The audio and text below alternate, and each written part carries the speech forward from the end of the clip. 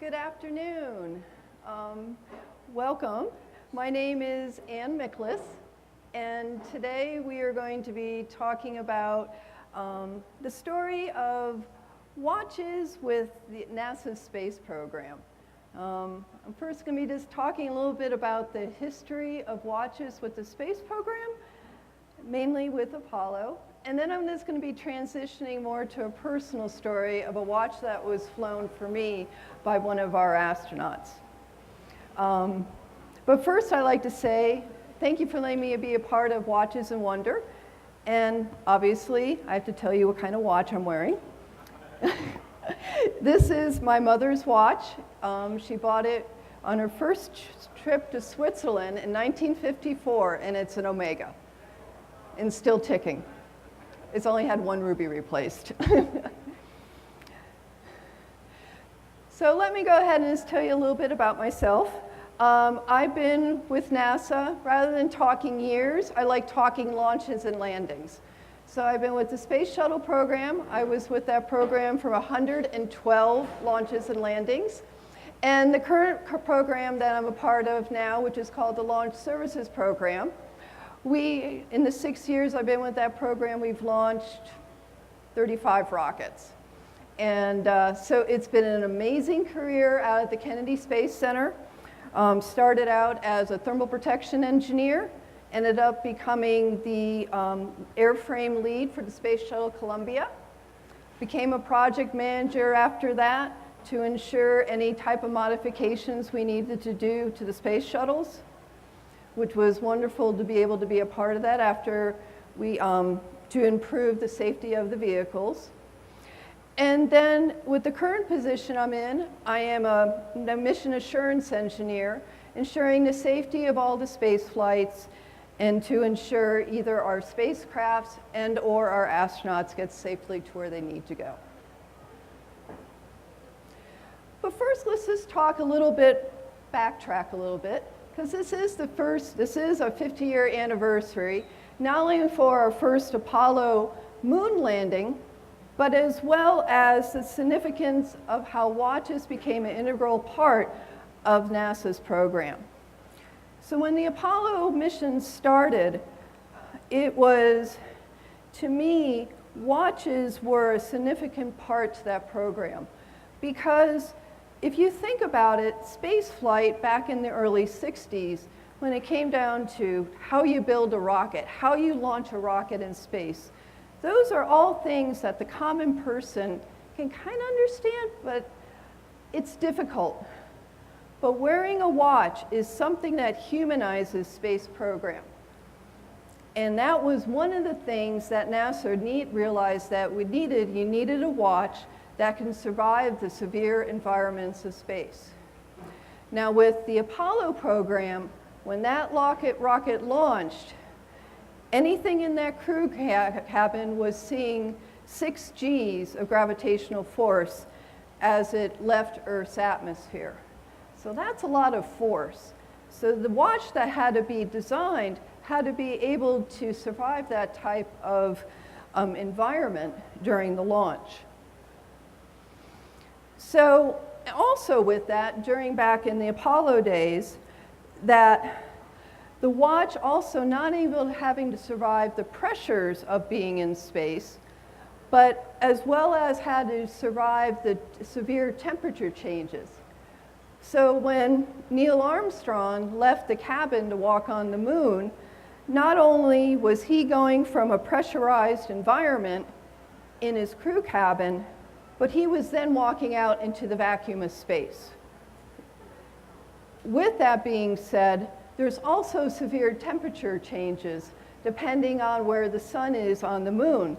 So again, that watch had to survive, get my statistics right, to 120 degrees Fahrenheit to going down to below 160 degrees. So not your average way you would design a watch for Earth, but these were the requirements that were necessary to survive, to be a part of space flight. So with that being said, the Omega the Omega Speedmaster was the first watch be certified by NASA for space flight. And like we had said, this is also that watch's 50th year anniversary to celebrate space flight as well.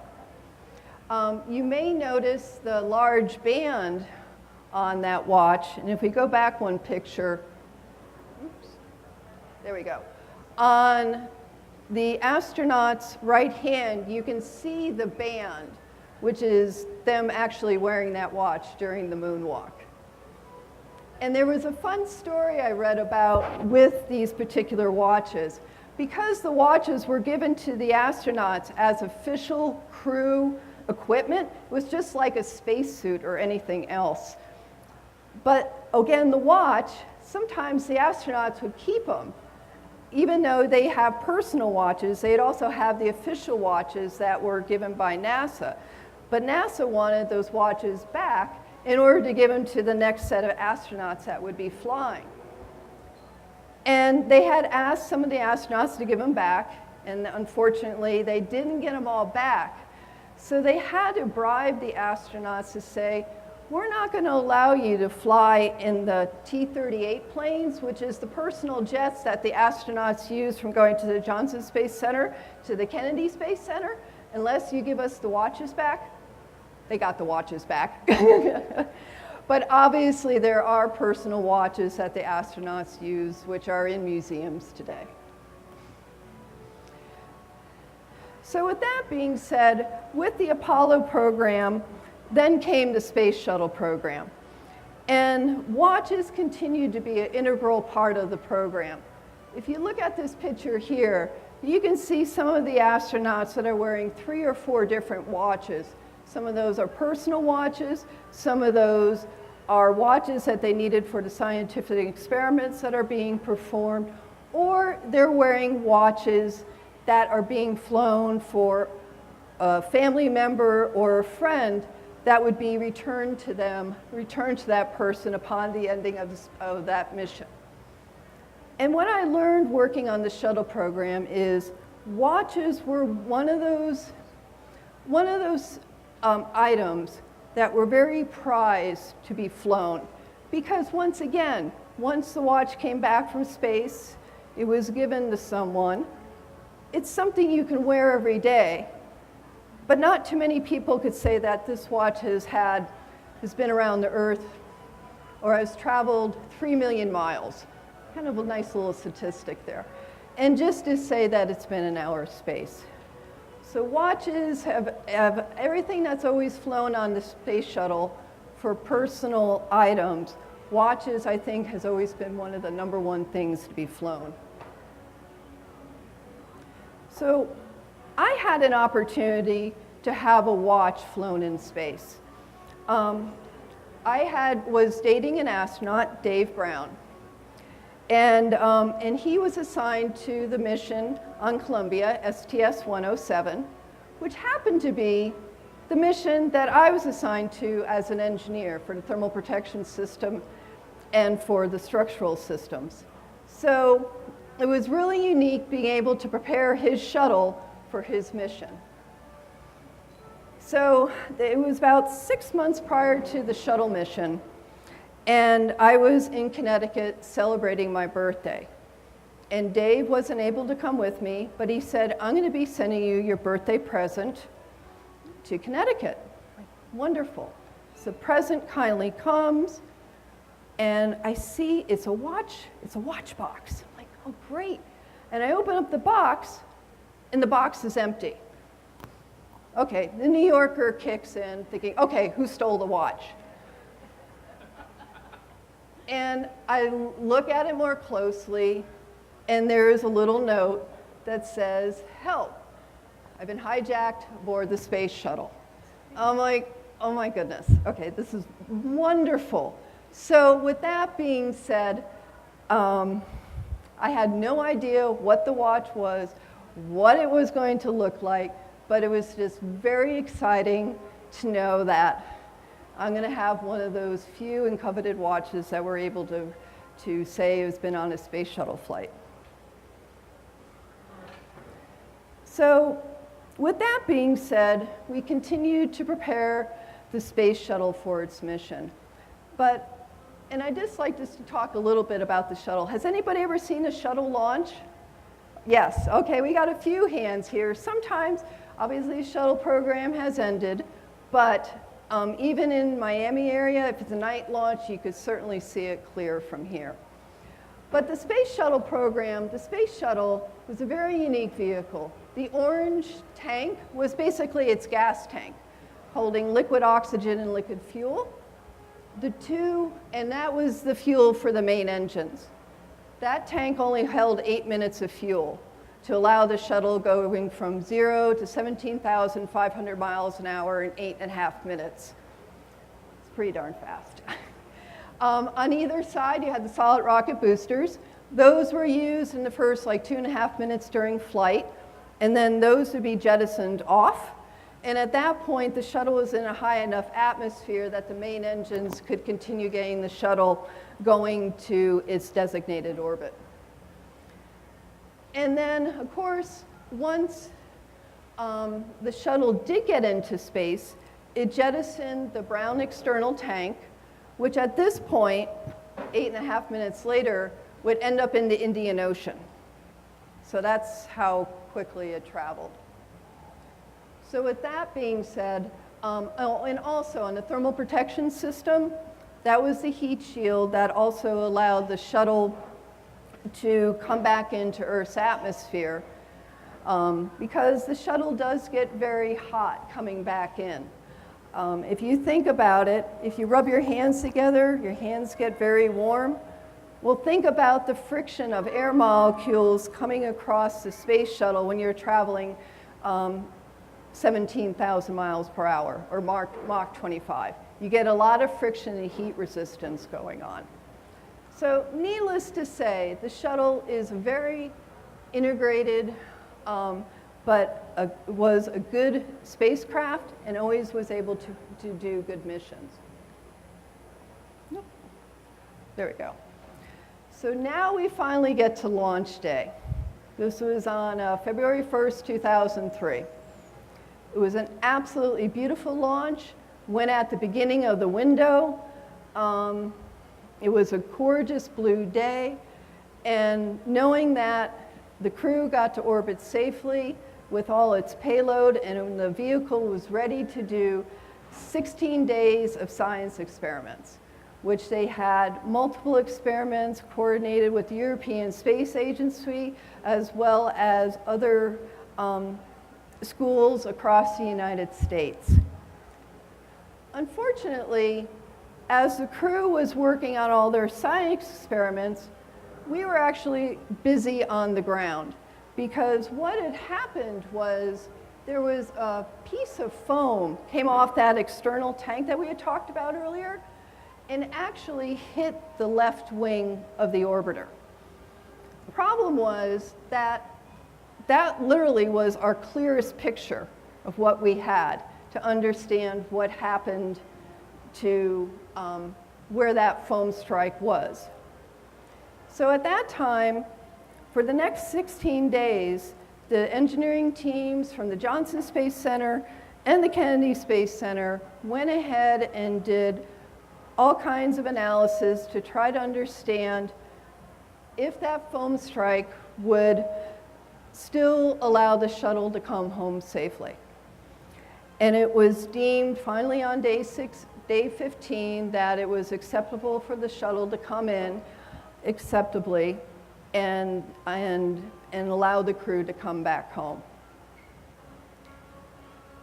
So finally I think I got my dates wrong, I apologize for that. So on February 1st, 2003, now we're at the end of the shuttle mission. And we're going to let Columbia finally come back home and land at the Kennedy Space Center. And this is a picture of the shuttle runway at the Kennedy Space Center. I want to say it's 5 miles long, and it was built specifically for shuttle landings. And a part of my job at the time was to actually be on the runway during the shuttle landing, because one of the things that we would do would be to go ahead and then inspect the orbiter for any tile damages that may have occurred in the flight, as well as being able to then do a report and then start our repairs on the shuttle. Unfortunately, the shuttle did not land at Kennedy. This was the mission where the Space Shuttle Columbia broke up approximately 15 minutes from the Kennedy Space Center. That foam strike we were talking about actually did penetrate the wing and cause the space shuttle to lose aerodynamic stability, causing the space shuttle to be broke up. Where it ended up landing was in East Texas. You can see a map there showing the trajectory of the orbiter coming in, and then where all the pieces of Columbia were scattered. It was over a 200-mile length area, about 40 miles wide. So 200 miles by 40 miles wide.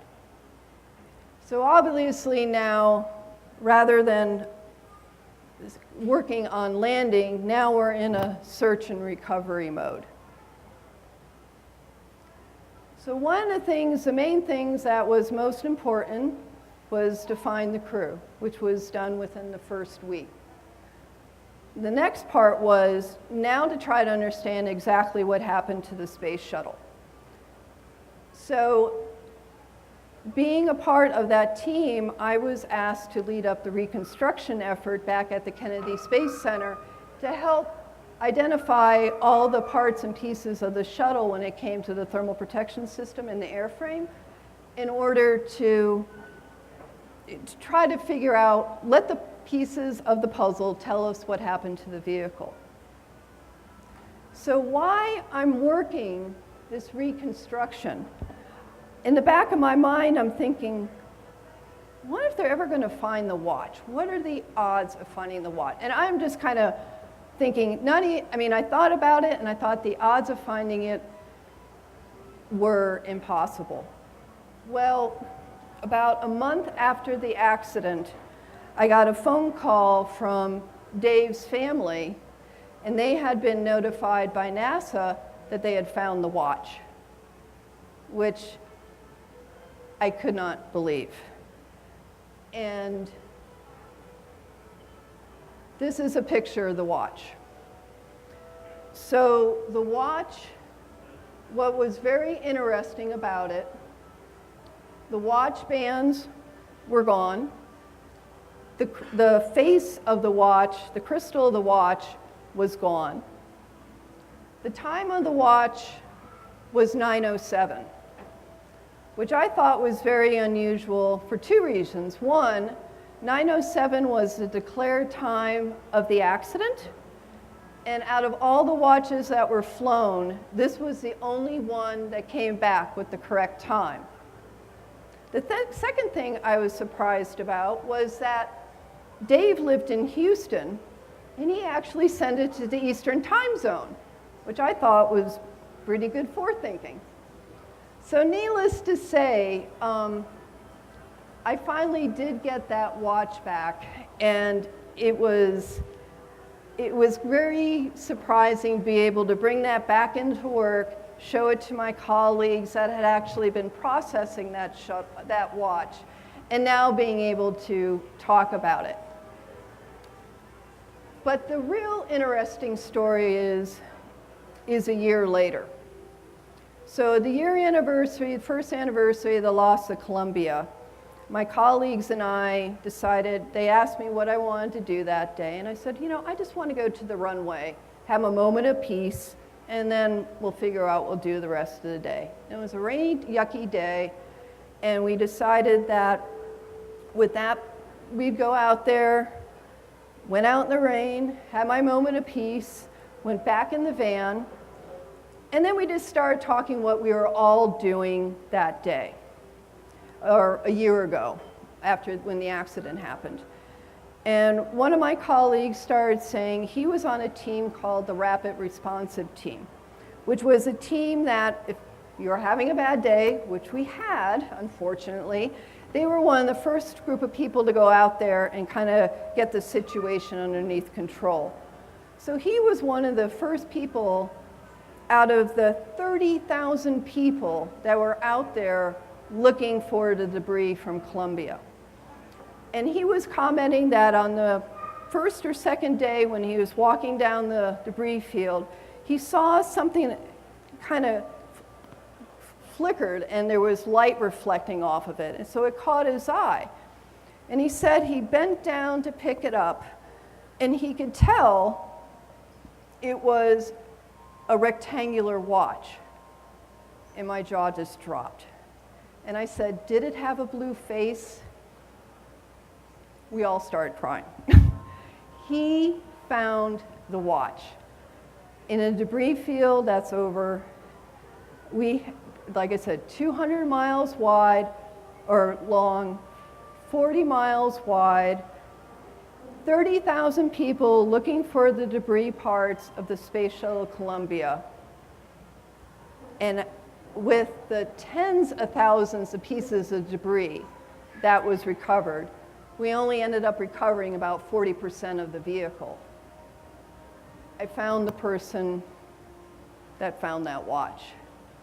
So it really brought that whole tragedy to me to a closure, but it was something that I'll always treasure for the rest of my life. And what I also found interesting was that I noticed a lot of the crew members or the spouses from the crew members, they were always wearing the watch of their husband afterwards, because once again, it was that constant reminder of them, because it was a physical reminder of what they wore every day. So even though they didn't have watches that necessarily flew in face, that watch that they had, that their loved ones had left back at home, it was just that physical reminder of what that watch could bring. So needless to say, I had an opportunity on the next shuttle mission that the astronaut corps had asked me if I'd like to fly another watch, and I did. So I do have that watch with me, and I can safely say that that watch has spent 14 days in space. So it is a nice ending to this story. And this is a picture of the watch, the watch on Columbia, how it should have looked. So with that being said, I'd like to thank you for letting me talk a little bit about the history of watches with NASA, share my personal story, and I'm certainly looking forward to the next year, especially this year, of launching manned spaceflight back from the Kennedy Space Center. Since the end of the shuttle program, we've been launching our astronauts from Russia to go to the International Space Station. But this year, probably this summer, we are now going to be launching our astronauts on 2 commercial rockets. They're going to be launched either on a SpaceX Falcon 9, or they will be launched on an Atlas V rocket with a Boeing capsule on it. So we're now using commercial providers to launch our astronauts into space. So it's going to be a very exciting year to finally get manned space flight going back from the Kennedy Space Center. So I also have some NASA information down on the table here if anybody is interested. So please help yourself. But if anybody has any questions, I'd be more than happy to answer them. Yes? Is the watch in your possession? Are you able to keep it, or did you have to go back to that? No, I actually have it with me today, if you'd like to see it. Yep, it wasn't considered official crew equipment. It was considered a personal effects. Therefore, it could go back to the families. So yes, that did go back. Yes, yes. Do I ever wear the watch? That one, since I do not, since it does not have the bands to it, I felt I didn't feel it was right to get new bands to put it on. And also, it was something historical about, because somebody had mentioned, well, you should see if you can get the watch working again.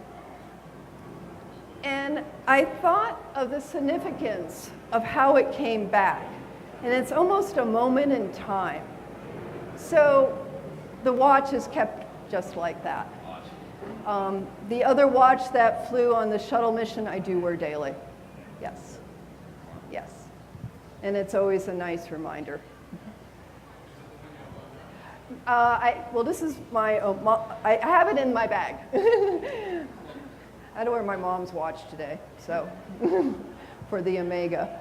But, yeah, but it's unusual to, it's something you casually bring up. It's nothing that, there's just a few watches that have flown in space, and, but the good news is with manned spaceflight program starting back up, we'll be able to be launching more watches again. Yes?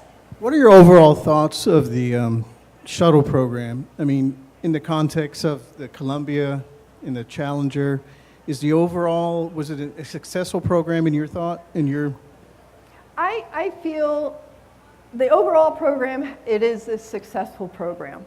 The overall program had 135 successful launches. And the shuttle program achieved what we were looking for, which was number one, to build the International Space Station, as well as launch some very significant scientific experiments to space, Hubble Space Telescope, as well as doing multiple microgravity experiments to better understand cell growth when it comes to doing cancer research and such. So the multitude of what the Space Shuttle did was immense. I think with the loss of Columbia and Challenger, and we can also mention our Apollo 1 astronauts that didn't even make it into space, but they lost their lives on a ground testing that they were doing. That, to me, astronauts known, it's a dangerous business. And it's not just astronauts, it's our fighter pilots, our first responders, anything else that people do.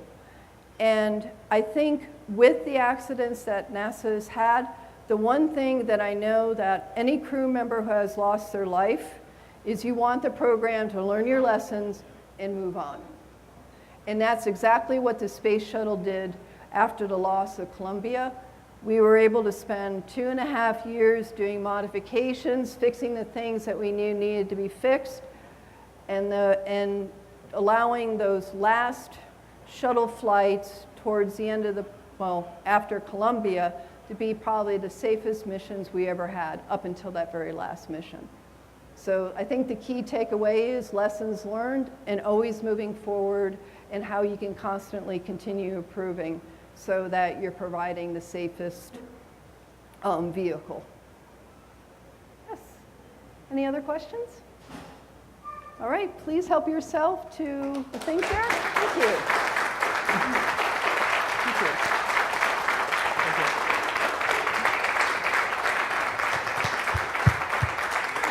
And I have the watch up here if anybody would like to take a look at it.